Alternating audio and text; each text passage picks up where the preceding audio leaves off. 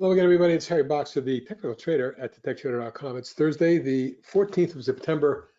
These are the charts of the day. And again, as we do every Thursday, a quick review of all the swing trades of the last few weeks that are still active. Several have gotten stopped, but there's a bunch of good-looking ones. Here's DBI, which ran up in June, coiled, consolidated platform, whatever you want to call it, for a couple months. There's a breakout, a little bit of a pullback, and then a pop. Now a coil is forming, a bull coil at that. It looks to me like if this continues, it may eventually break out, get up to that 15, 16 range or higher. Dbrg finally broke out, actually broke out today. Now we put a swing on it when it popped about a week and a half ago, then it backed off and it held the trend line of moving averages and broke out today, jumping about 4.5%. But you can see it's the highest level on Dbrg for a year, 52-week high. Now I have a target at 23.5. On the short side, DXCM broke down out of a wedge today and lost 347, about 3.5%. But you can see it looks to me like a 1, 2, 3, 4, and the fifth wave targets 93.88. ETNB broke out, platformed, and today popped a little bit, but it still hasn't broken out above what I want to see, and that's the takeout of 1830, leading to a run to 20 and 23. Finger finally had a bit of a pullback the last couple of days. It's the first 2-day decline in about 3 weeks. So, obviously we did move from the pullback low at around 396 and got up to almost 8, 797. I think it traded 8 after hours, but it's almost a double. It's about a double just from here. So a little rest may be warranted, but I don't think it's done yet. I think 9.5 and 12 may be targets, or 9.5 and 11, something like that.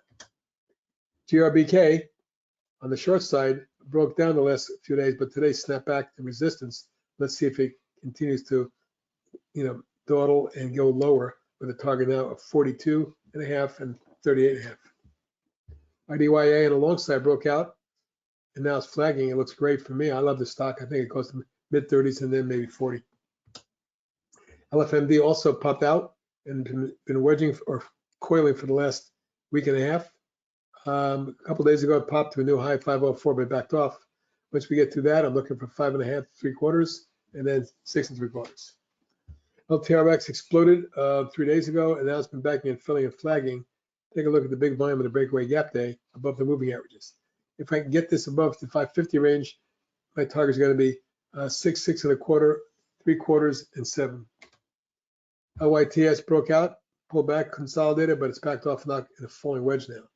Obviously, you don't want to get below 1390, 14. But if the falling wedge breaks out, I'll be looking for a retest of 16.5 and then 18.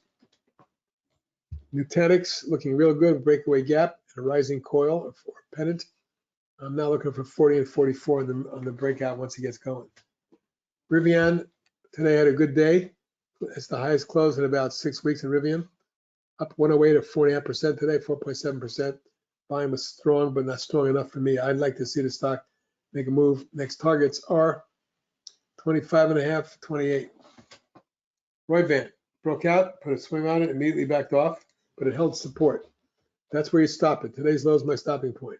Underneath $11, we're out, but your targets are now 12, 13, and 14. SYM on the short side broke out of a bear wedge here and completed a head and shoulders type top. Neckline was broken. It's continued to edge lower. My targets are 29.5, 25, and 22.5. TLRY on a new uptrend has having gone from 1.5 to 3, almost 3.25. Now in a consolidation coil or wedge pattern, my target is 3 3/4 and 4.5 going forward. TSAT exploded. We had a great swing on it here where it went from about 11 3/4, 12, all the way up to 22 3/4 in about a week. And now the pullback over the last couple of weeks has got it in a falling wedge type configuration. If we pop, retesting 23 and then 27 are potential targets. ULBI popped, put a swing on it, it popped again and wedge. It's now got a coil pattern. I'm looking for 11.5 and 13.5 going forward. This one definitely looks still strong and solid. And finally, Xpev in the automotive, Chinese automotive electric vehicle sector. After popping a couple weeks ago, it's now settled into a consolidation coil above price, moving average support, etc.